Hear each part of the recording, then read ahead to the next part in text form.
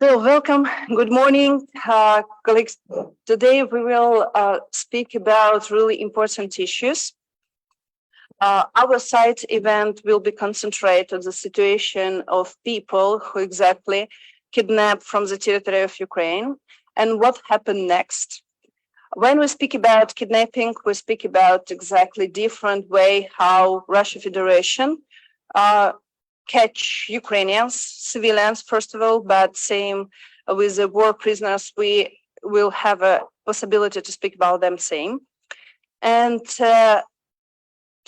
today, supplementary dimension meeting about torturing and about what happened with people when they're totally controlled by some forces. So now we will speak about concrete these issues. And presentation will be showing it screening, and here, oh, sorry, I'm not started from myself. My name is Alexandra Romantsova. I'm Executive Director of Center for Civil Liberties.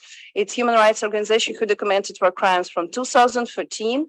And exactly we're one of the co-founders of initiative which called Tribunal for Putin. Exactly, we started like a technical names for that, but we leave it because it's bring us main idea what we want at the end. And all my colleagues, I will represent them one by one, will give the floor. All my colleagues are the members of initiative which documented war crimes, working with different groups of civilians, or we have even hold the coordination headquarters for the treatment of prisoners of war here, which can represent exactly full situation with whole groups. So, Natalia, are we prepared with presentation? Mm-hmm. Mm-hmm. So, violation of international humanitarian law regarding to Ukrainian imprisoned by power structure of the Russian Federation as a result of aggressive war. It's just a part of what we find during the documenting of war crimes. Next one.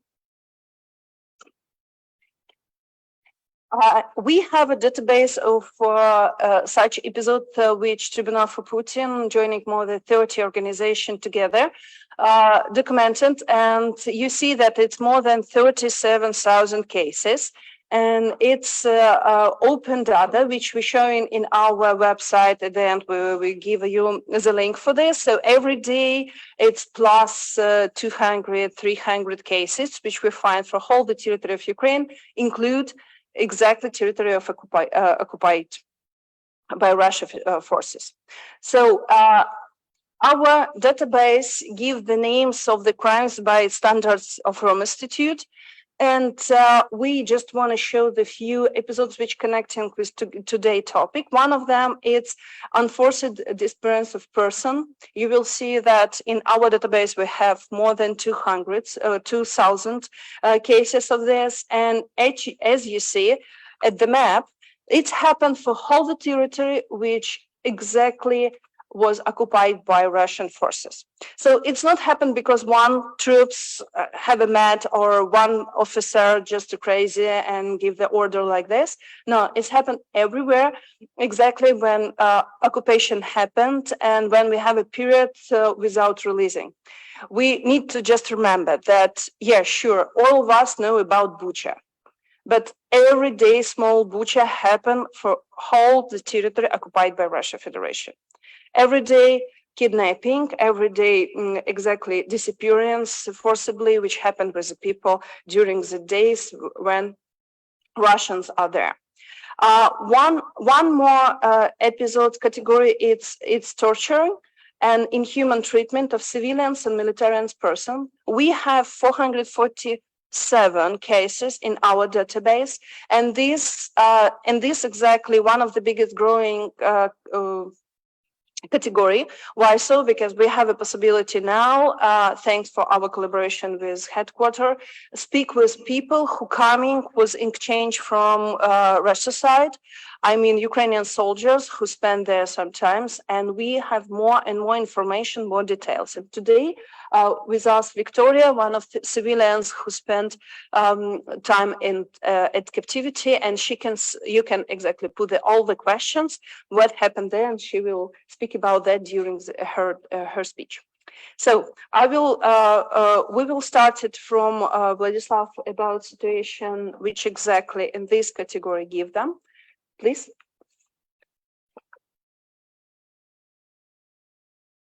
Good morning. My name is Vladislav Dolshko. I'm a lawyer at the Ukrainian non-governmental organization, the Kharkiv Human Rights Protection Group, a co-founding organization of the Tribunal for Putin Initiative. The problem of severe deprivation of physical liberty and torture in the temporarily occupied by the Russian Federation territories of Ukraine, as well as the deportation of Ukrainians to the Russian Federation with subsequent captivity, are among the priority work directions of the KHPG and the T4P initiative. Today, I would like to represent developments of the Kharkiv Human Rights Protection Group in the field, which are based on the research of the information already gathered by the KHPG and the other T4P initiative participants. This information is constantly being updated and clarified. It is worth starting with the process of capturing civilians. We use word capture and not, for example, detention or arrest, because the data we have collected suggests that in most cases, there are no procedural guarantees for the victim. One of the frequent scenarios can be summarized as follows. Armed soldiers approached a civilian on the street or broke into a house, restricted their ability to move, tied hands or put on handcuffs, checked documents and phones, conducted the so-called search, actually just took everything that they wanted from the houses, beat the victim with hands, feet, or the gun stocks, put a bag or cap on his head and tightly wrap around with a scotch tape, threw a victim into a car and left in a known direction. Among the captured civilians are many veterans of the anti-terrorist operation who fought long before the start of the full-scale phase of this war, former law enforcement officers, and simply people with proactive, pro-Ukrainian position. Although the victims also testify that allegedly Russian military could capture anyone for any reason, from a found pro-Ukrainian picture in the phone's memory to the banal, I just didn't like you. Some of the captured civilians who were severely deprived of physical liberty in the temporarily occupied by the Russian Federation territories of Ukraine were held in specially equipped premises with inhuman conditions and subject to repeated torture. The victims were tortured most often during the so-called interrogations, which have nothing to do with the interrogation in the criminal procedural sense of this word. The victims we spoke with testify that they were taken into a room where allegedly the Russian military soldiers were brutally beating and torturing victims with electric currents, or by trying to cut off some body parts, ears, fingers, or in other ways, while asking victims questions and abusing them, including due to the fact that they are Ukrainians and communicate in Ukrainian. However, we also recorded cases when captives were beaten simply for pleasure. Several victims who were held in one place testified that in front of them, allegedly the commander of the Russian military, apparently very drunk, beat the prisoners with a wooden bat. One of the beaten captives was a child, 17-year-old boy, and the other a veteran. Both of the captives survived that day. However, according to the data that we have, the veteran was still taken to the territory of the Russian Federation, and nothing is known about his future fate at the moment. KHPG lawyers represent the interest of these victims in national criminal proceedings and prepare these cases for the submission to the Office of the Prosecutor of the International Criminal Court. Regarding the forced deportation of Ukrainians to the Russian Federation with their future captivity and torture, the KHPG can distinguish two groups of methods of carrying out such deportation.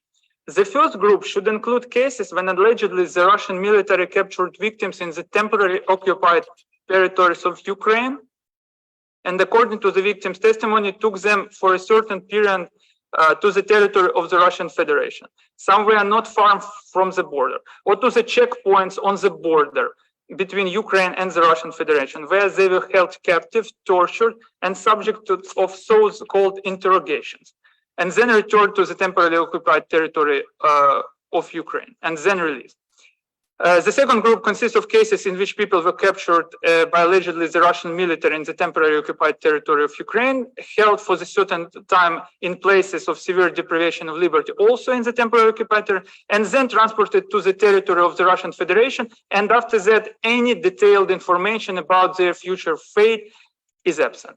In some cases, with the help of a lawyer, relatives managed to obtain documentary information that the person is being held in the Russian Federation. Sometimes it is possible to get only the information from unofficial sources, in particular, but not only from other people, from Russian groups in social media networks or propagandistic stories of the Russian mass media. It is worth noting that in some cases, that is cases when with the help of large-scale legal action, and we usually give this as an example how it may be done, but it actually didn't work.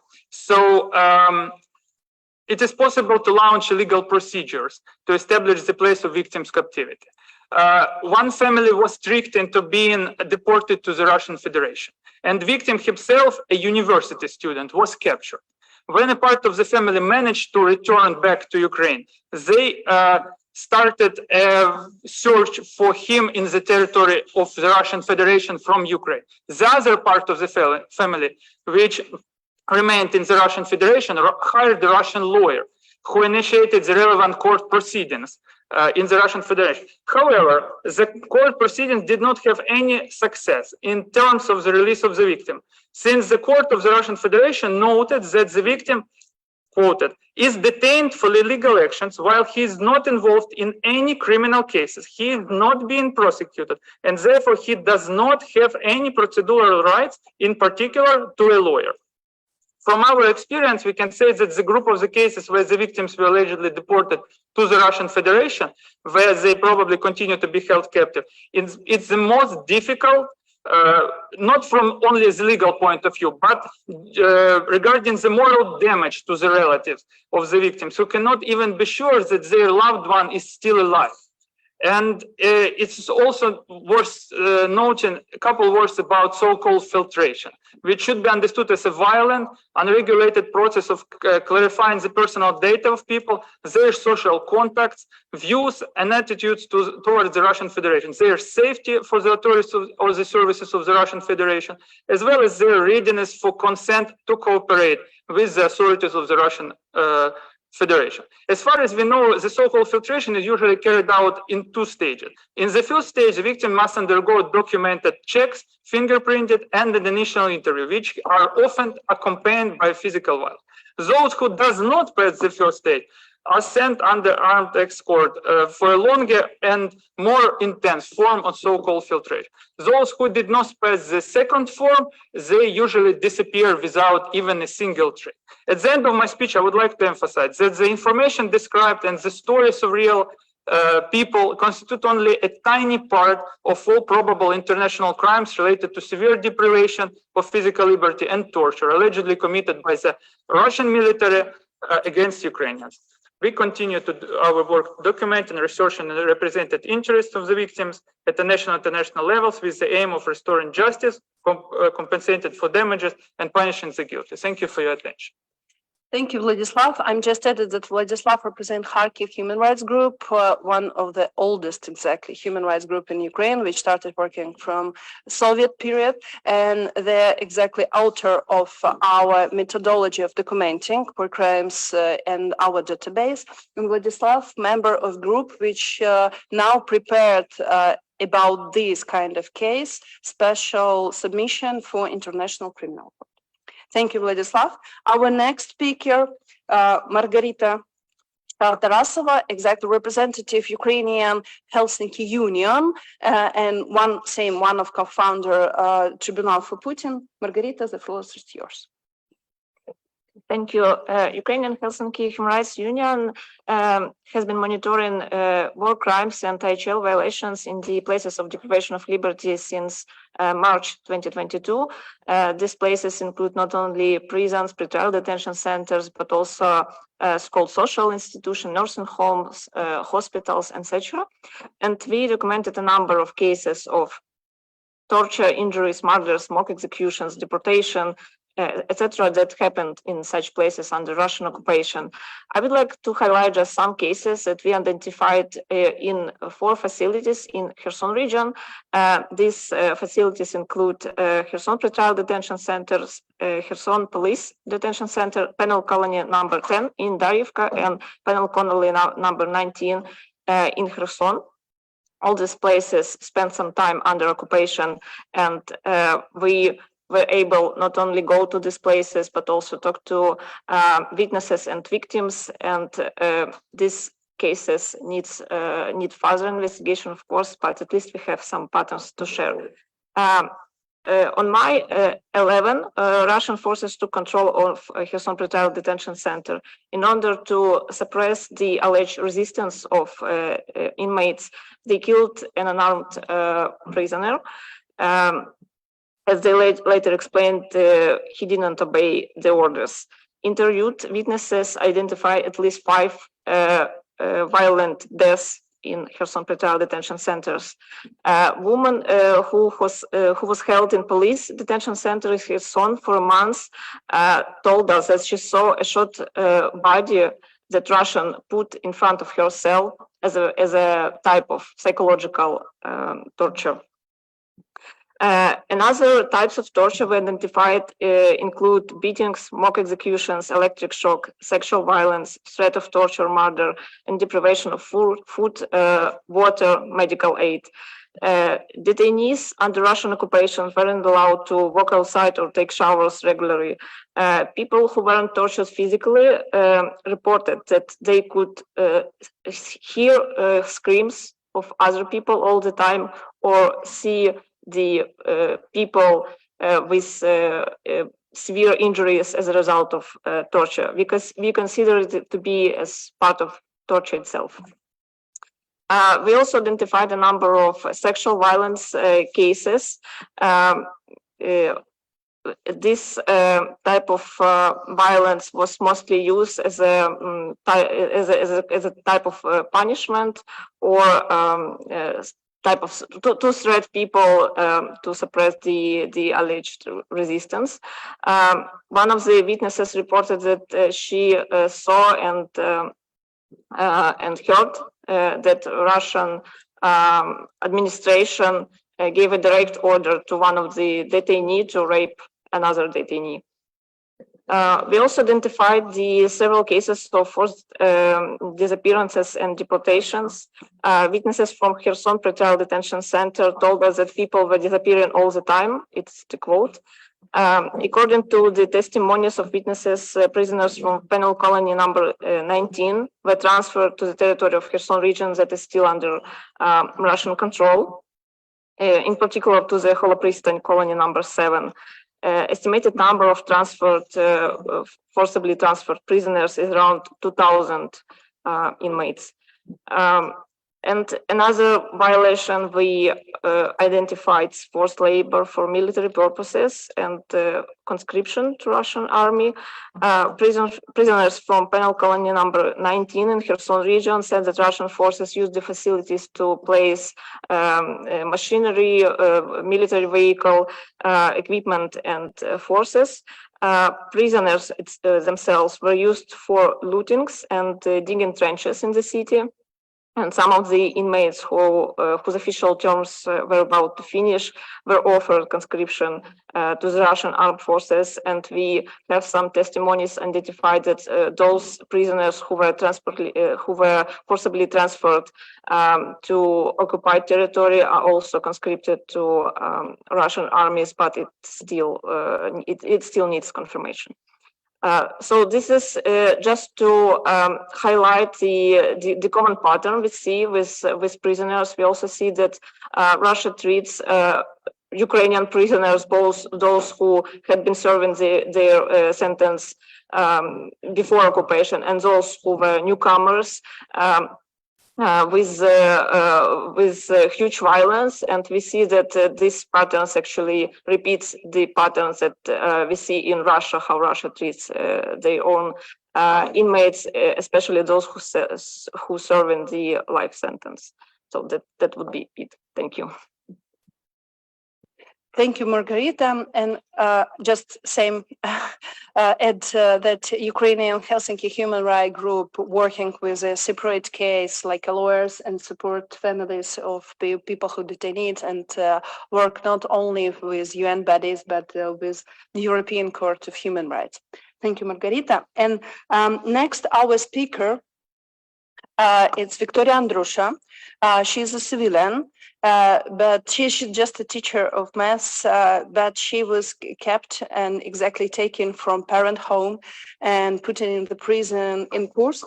So she will more detailed explain and give you direct testimony what exactly happened with the prisoners, civilian prisoners, and exactly women civilian prisoners. Vika, time is yours. At the end of March, the Russian military, who had been occupied the territory of my village, broke into my parents' house, where I had also been signed the beginning for the full-scale invasion of the Russian Federation in the territory of Ukraine, in order to search and find weapons and ammunition. When my mother said that the house had already been inspected, the commander said that he not seen it and would do it again. We were called Banderas, separatists, and nationalists. When I asked why you come to such conclusion, they ordered me to keep silence and say that they were told everything about me. After some time, a mobile phone found in the room, identification document were taken, and a few minutes later, I was already ordered to pack my things and live with them. This is how my kidnapping story began. 2 days later, I and other civilian men were sent to the territory of the Russian Federation. At first, we were on the territory of tent camp for military prisoners. We live in tents to keep warm, heated to tents themselves with stoves, and the opportunity to wash and bath only once every 10 days. Then I and another prisoners, they were both military and civilians, were transported to the Kursk's prisons #1. The first things that everyone has here after arriving is the admission to the institution. After the first interrogation, everyone was accepted with the use of brute physical force and special means, beating with sticks, hands, fists, and the use of stun guns. During this action, I was threatened that they could kill me, that they could cut off parts of my body and burn me alive. And then they tried to do it to me. After that, they carry out sanitary treatment, where they started to shave hair and only then put in seals. Except physical violence, there is contained psychological abuse, humiliating a person's honor and dignity. One of the psychological factors of influence is that after everything was done to you, you had to show your own body on a video and say that in this institution, you were not beaten, no special measures were used, then you are treated well, that you have proper medical care and nutrition. In all prisons where I was, since is several prisons and women colony, we were forced to perform patriotic pro-Russian songs according to their time. The Russian national anthem was given special importance. We woke up and went to bed with it. In some institution, we were forced to walk and sometimes sing songs or read poems in which we were supposed to ask for forgiveness in Russians. Every day, being in an information vacuum, we were told that nobody needed us in Ukraine. that they do not want to take us, that they do not expect us here, that here is almost nothing left of Ukraine. Being in such condition, you get the impression that your brain is degrading. You don't feel yourself and personality. Being in a prison, the most important rule was to survive in any conditions. This rule was and is for every Ukrainian one of the goals that we achieve every day during the last year in the struggle for the right to live in our free country. Thank you. Thank you, Victoria. Victoria have enough courage to give us permission. We do special documentary film about her story. Thank you again. And you can see it in Center for Civil Liberties YouTube channels, and we show it in some channels in Ukraine. So this Victoria's story started the beginning of understanding what happened with civilians and what kind of scale of problem we have. But exists one really important category of captured people. It's people who between of understanding what that mean civilian of war prisoners, because it's a medicine worker. A lot of them have a military position because they are part of military troops at Ukraine army, but all of them exactly have a main mission to save the lives.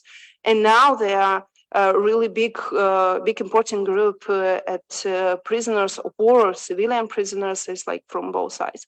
I give the floor Andrei Krivtsov, who exactly represent civilian union. So it's just like NGO, just initiative, Military Medicine of Ukraine.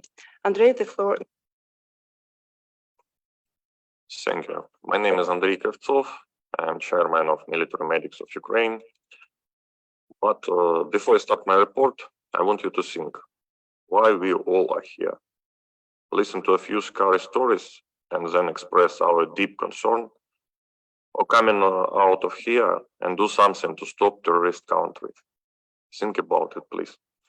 Russia is destroying Ukraine's healthcare system. They destroy hospitals, kills and capture military medics who are non-combatants.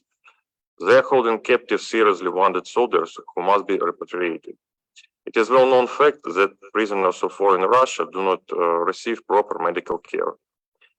In May last year was published the letter by Ukrainian military medic who was a prisoner in a Russian concentration camp. In this letter, he calls on the world community to save his work. Seriously wounded military who have been held captive by Russia in inhuman condition. In inhuman condition, as well as doctors who could treat them, but even in this, Russia refused them. You can find this letter and some more testimonies at our website. Ukraine, in accordance with the international rules of war, returns seriously wounded prisoners of war to Russia, returns and does not require anyone to exchange.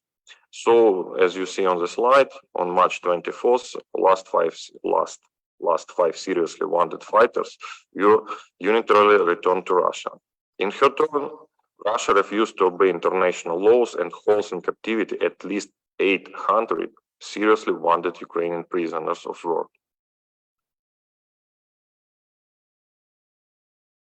This slide shows the Mariupol hospital. Crossed photo is Mariupol hospital before invasion. On March 16, 2022, it was finally destroyed by an air bomb after long shelling. Some doctors and patients after this air bomb died on the spot. The survivors took refuge at the Ilyichya plant and Azovstal. You can also find some witness testimonies of military and civil doctors from Mariupol on our side. Here you can see faces of 82 military women captured at Ilyichya plant in Mariupol. Only photos, because their names, in the best traditions in Nazi teachers of Russia, were posted in Russian telegrams and her names replaced by serial numbers. Photos of faces and serial numbers of these women. Most of these women are non-combatants. Part of them are military doctors. Look this photo. This is the same photos. In the center is Mariana Momonova, military doctor, pregnant, spent 5 months in Russian captivity. Magical for every woman months of her first pregnancy she spent in Russian captivity. She was exchanged a few days before the birth. Bottom row, center of the bottom row, girl in black sweatshirt, 27 years old girl, military medic. She's my young brother's wife. After returning from Russia, her weight was 35 kilograms. She and her colleagues, Valia, Lena, Marina, and others, during their captivity, they was in 3 Russian prisons, in Taganrog, in Kursk, and in Belgorod. They were beaten with electroshockers, tortured. Russian soldiers practiced hand-to-hand combat techniques on them. Alexander Nagovitsyn, military medic, who was rescued 2 weeks ago, spent almost half of a year in solitary confinement. During all this time, he saw only 5 people, his executioners, and no one time the sky.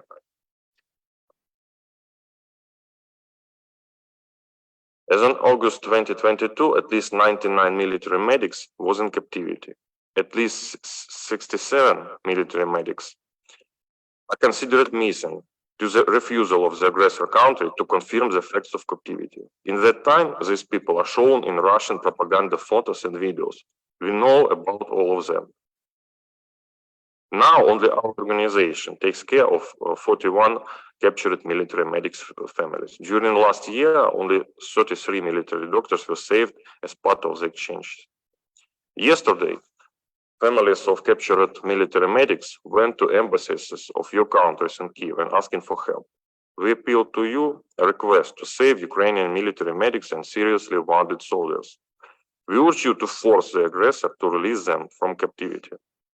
Because if we all don't stop Russia now and together, we, Ukrainians, will still to exist, and you will be the next. Thank you. Thank you, Andrei. And last our speech here, because next we want to open to discussion. We want to represent exactly coordination headquarters for the treatment of prisoners of war, and speaker Victoria Cymbaluk. It's a really important body now in Ukraine, which each family who exactly know that their relatives in captivity going sometimes few days a the week, and they hold the information about situation and about possibilities of exchange. I'm just reminded that this event now. This event now translated at the online, so it's some of part of information can be openly pronounced here, but you can always ask like meeting with Victoria and Bogdan, who is represent here headquarters, and ask more information for your diplomacy channels. Victoria, the floor is yours. Thank you. Thank you. I represent the coordination headquarters for the treatment of prisoners of war. I need to say that our job, it includes not only the category of prisoners of war, as the war, that's the matter of all the country. And as we were supposed to work only with the prisoners of war to keep their rights, but it happens so that the families, not only of prisoners of war, started coming to us, and of course we couldn't say no. Or and then families of missing people, families of dead people, they started addressing to us. So and that's a huge scale of work every day, and in our main office and our regional offices in Ukraine. So I'd like to give a couple of words about the coordination headquarters to understand the whole thing that we do and all the job that we represent. So the coordination headquarters was established on the 11th of March in 2022. That's an institution which coordinates the job of different institutions, ministries, and as well as public associations. Their coordination headquarters carries out their work on the exchange of prisoners of war, the return of illegally detained persons, collects information on the possible locations of missing persons, ensures the repatriation of the bodies of the dead, encourages enemy soldiers to surrender, carries out outreach work with relatives of prisoners of war, which we regarded to be a unique experience of the coordination between the public and state representatives, makes appeals to international structures and influential persons on behalf of the country and also on behalf of the individuals. We also provide psychological assistance and professional legal and procedural consulting services to relatives of defenders of Ukraine. We deal with hundreds of requests every day. And we also work with the Prosecutor's General Office and other institutions and organizations to collect the information and proofs of Russian violation of humanitarian law. First of all, we need to say that Russia shouldn't have invaded our territory. Having started the war, Russia continues breaching the international humanitarian law, capturing civil and military, failing to provide the guaranteed rights for both categories. They are tortured, beaten, human honor and dignity are humiliated.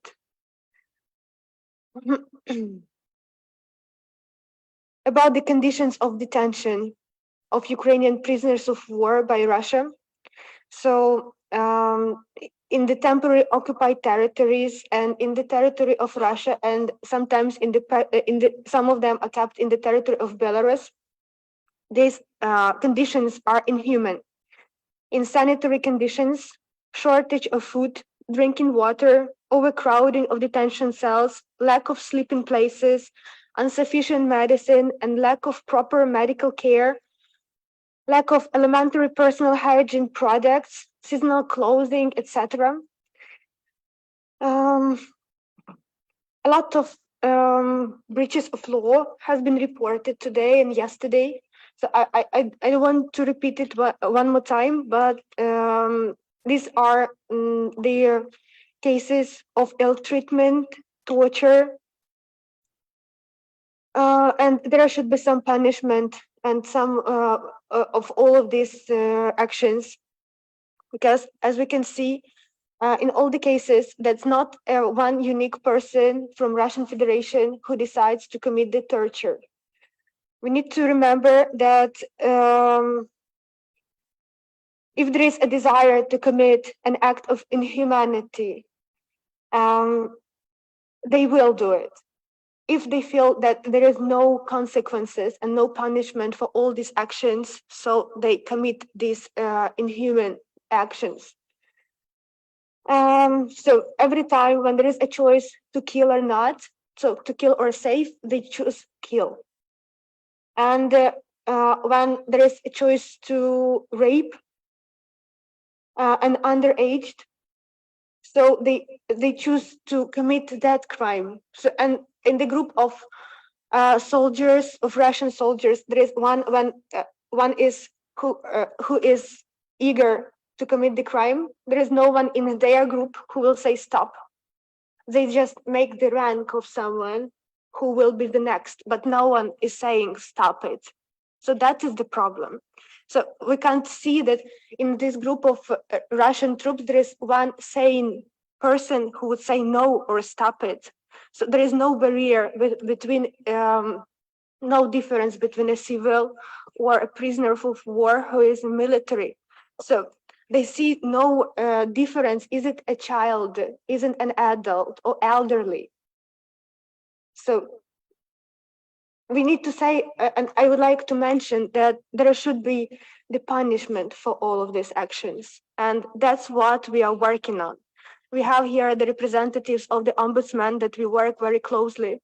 And in all our centers, in our Kyiv office, in our regional offices, we have the representatives of the Ombudsman office to see and to show that we are a civilized country. We also want to protect the rights of all the Ukrainians, of all the humans here, because we are civilized. And we are eager to ask for help of the civilized world to protect and to assist us. Yeah. So, and here I can see a couple of how to use it.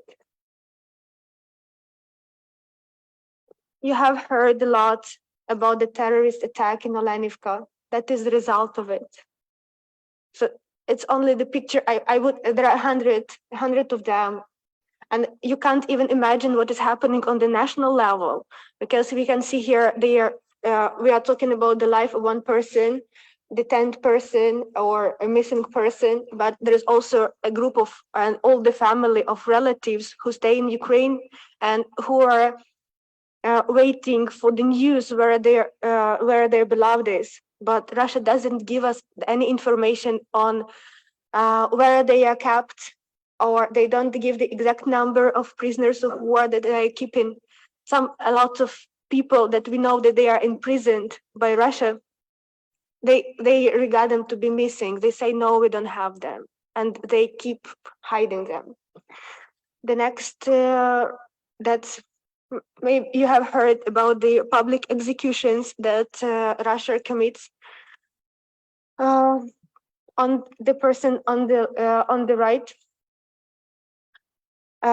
it's Ukrainian military who was shot, and their video of this shot was spread all over the world. It's not only in the territory of Ukraine. So can you imagine what is happening in society, in the country inside, when people see their military shot, the prisoner of war, for just saying Slava Ukraini? So that's terrible. And there is another, that's a screenshot, but I didn't want you to throw the video, of course, because it's very difficult to see all these things. But can you imagine if you're a stranger to this person and you can't see this video? How is it for a family, for children of these people, how to them to see the film which is spread over the world? That's their Ukrainian military whose head was cut by Russian soldiers. So I need to finish, right? So I wanted you to bear in mind how big and how huge their thing is, and the issue, the trouble, and the terrifying thing. And Oleg Mudrak, another prisoner of war, after all the 6 months of captivity, we managed to bring him back via our work of the coordination headquarters. But the thing is that due to the starvation, after bringing him back to the territory of Ukraine, so he didn't survive.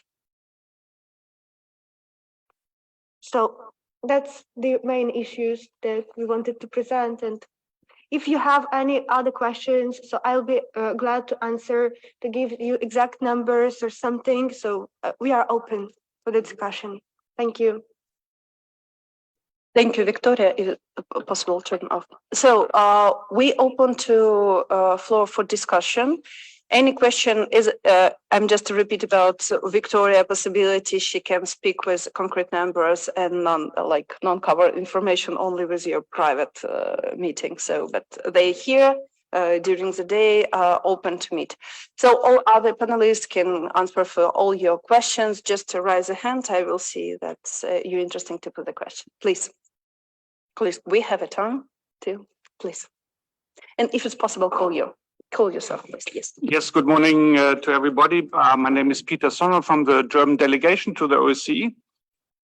Many thanks for all speakers for, unfortunately, shocking and depressing, in times, very personal reports about torture of Ukrainian civilians and prisoners of war.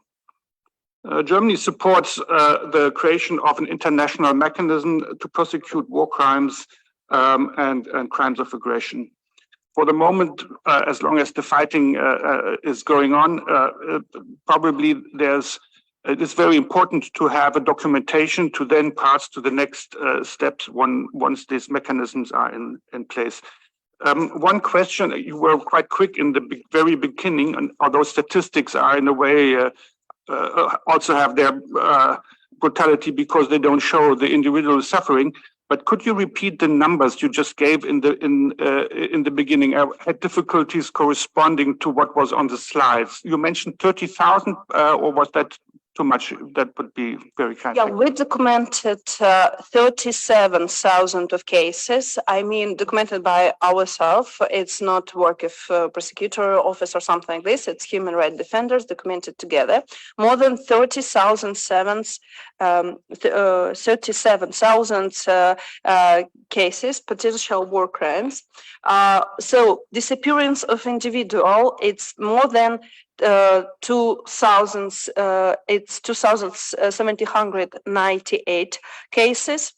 And forced disappearance of persons, it 1,140 cases.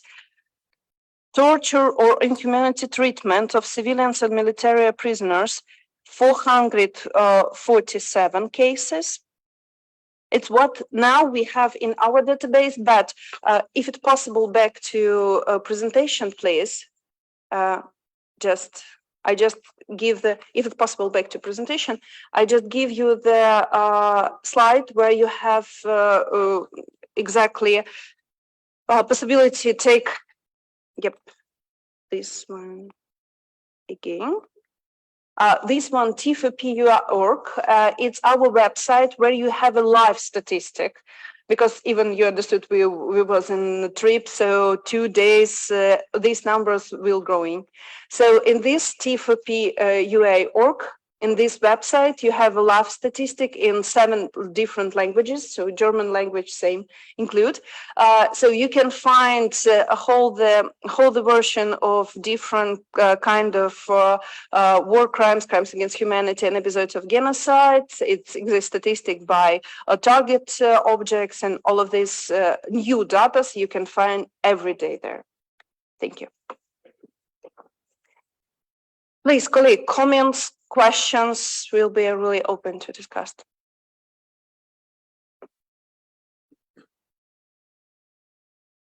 So we understood that at 10 it started main panel, whereas some of our speakers saying will take words. We really thank you.